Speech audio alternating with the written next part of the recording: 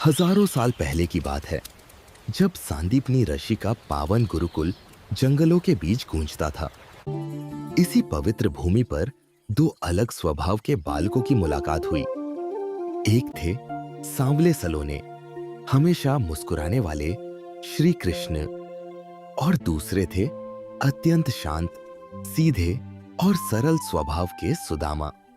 दोनों की आपसी समझ और सरलता ने उन्हें एक दूसरे का सबसे प्रिय बना दिया था। दोनों का रहन सहन अलग था, लेकिन नियति ने उनके बीच एक ऐसा रिश्ता बुन दिया था जिसे आज दुनिया सच्ची दोस्ती के नाम से जानती है। सुबह की प्रार्थना हो, गुरुजी के उपदेश सुनना हो, या जंगल से गायों को चराकर लाना हो, कृष्ण और सुदामा हमेशा साथ दिखते। उनके खेलने कूदने की आवाज से पूरा जंगल गूंज उठता था। ऋषि सांदीपनी के हर एक पाठ को दोनों ध्यान से सुनते और रात को उस पर चर्चा करते थे। दिन ढलते ही दोनों हाथ में हाथ डाले आश्रम लौट आते। उनके लिए हर दिन एक नया उत्सव था। एक दिन गुरु माता ने दोनों को सूखी लकड़ियां बीनने के लिए घने जंगल में भेजा, लेकिन दोपहर होते होते आसमान का रंग बदल गया और तेज आंधी चलने लगी। अचानक तेज मूसलाधार बारिश और तूफान शुरू हो गया। सुदामा डर के मारे कांपने लगा, पर कृष्ण मुस्कुराए। दोनों एक पेड़ के नीचे बैठ गए। भूख से व्याकुल सुदामा के पास थोड़े से चने थे, जिन्हें वह छुपकर खाने लगा। तभी कृष्ण ने उसकी तरफ देखा और हंसते हुए कहा, मित्र, अकेले अकेले क्या मुझे नहीं खिलाओगे? यह सुनकर दोनों सखा जोर से हंस पड़े। गुरुकुल की शिक्षा पूरी होने के बाद समय का चक्र तेजी से घूमा और दोनों मित्र अलग हो गए। श्री कृष्ण द्वारका के वैभवशाली राजा बन गए, लेकिन सुदामा का जीवन गरीबी के अंधेरे में घिर गया। सुदामा एक एक दाने के लिए तरसने लगे, लेकिन उनके मन में कृष्ण के प्रति भक्ति कभी कम नहीं हुई। वे दिन रात भगवान के नाम का जाप करते और अपनी स्थिति को भगवान की इच्छा मानकर स्वीकार करते थे। बच्चों की भूख और फटे कपड़े देखकर सुदामा का दिल रो पड़ता था, पर वे किसी के आगे हाथ नहीं फैलाते थे।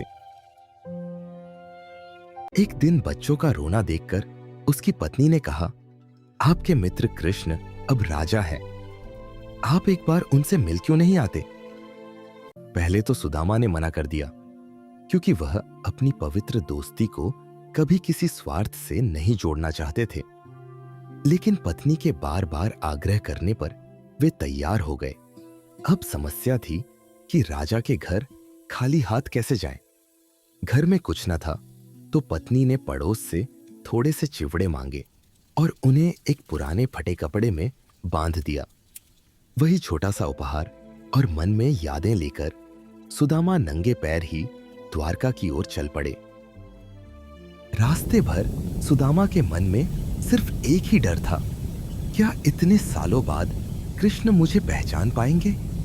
कई दिनों की यात्रा के बाद जब सुदामा पहुंचे तो वहां का विशाल और भव्य महल देखकर वे घबरा गए। सोने की दीवारें और दिव्य चमक देखकर सुदामा को लगा कि वे किसी दूसरी ही दुनिया में आ गए हैं। फटे पुराने कपड़ों और धूल से सने सुदामा जब मुख्य द्वार पर पहुंचे तो वहां खड़े सैनिक चौंक गए। सैनिकों ने उनकी दीन दशा देखकर उन्हें वहीं रोक दिया और कहा कि एक भिखारी राजा का मित्र नहीं हो सकता। सुदामा के बहुत निवेदन करने पर एक सैनिक झिझकते हुए अंदर गया और कृष्ण को सुदामा का नाम बताया। सुदामा शब्द सुनते ही द्वारकाधीश के चेहरे का रंग बदल गया। उनकी आंखों में चमक आ गई। उन्होंने न अपना मुकुट देखा, न राजसी वस्त्र संभाले। वे राजसभा छोड़कर सीधे बाहर की तरफ भागे। द्वारकाधीश को इस तरह नंगे पैर दौड़ते देखकर महल का हर एक व्यक्ति हैरान और स्तब्ध था। बाहर आते ही कृष्ण ने अपने मित्र सुदामा को देखा और बिना कुछ सोचे उन्हें गले लगा लिया। पूरी द्वारका देखती रह गई। कृष्ण सुदामा को बड़े आदर के साथ महल के अंदर ले गए और उन्हें अपने ही राज सिंहासन पर बैठा दिया। राजाओं के राजा कृष्ण खुद अपने मित्र के पैर धोने के लिए नीचे जमीन पर बैठ गए। जब कृष्ण ने सुदामा के पैरों में चुभे कांटे और छाले देखे तो उनका दिल भर आया। अपने मित्र की ऐसी दयनीय स्थिति देखकर श्री कृष्ण अपने आंसुओं को रोक नहीं पाए और रोने लगे। कृष्ण की आंखों से इतने आंसू बहे कि पैर धोने के लिए लाए गए पानी की जरूरत ही नहीं पड़ी। आंसुओं से ही पैर धुल गए। फिर कृष्ण ने प्रेम से पूछा, मित्र, मेरे लिए क्या लाए हो? सुदामा शर्माने लगे और चिवड़े की पोटली छुपाने लगे। लेकिन अंतर्यामी कृष्ण ने हंसते हुए सुदामा की बगल से वह छोटी सी पोटली छीन ली। अरे मित्र, तुम मेरे लिए इतनी सुंदर भेंट लाए हो और इसे मुझसे छुपा रहे हो, कृष्ण ने कहा। कृष्ण ने उस पोटली को खोला और चिवड़े को ऐसे खुशी से खाया जैसे उन्हें दुनिया का सबसे अनमोल स्वाद मिल गया हो। सुदामा कुछ दिन वहां रहे और बिना कुछ मांगे, जैसे खाली हाथ आए थे वैसे ही वापस लौट गए। रास्ते भर वे सोच रहे थे कि अपनी पत्नी को क्या जवाब देंगे। लेकिन जैसे ही वे अपने गांव पहुंचे, उनके कदम वहीं रुक गए। उन्हें अपनी आंखों पर विश्वास नहीं हो रहा था। जहां उनकी टूटी हुई मिट्टी की झोपड़ी हुआ करती थी, वहां आज एक विशाल और सुंदर स्वर्ण महल खड़ा था।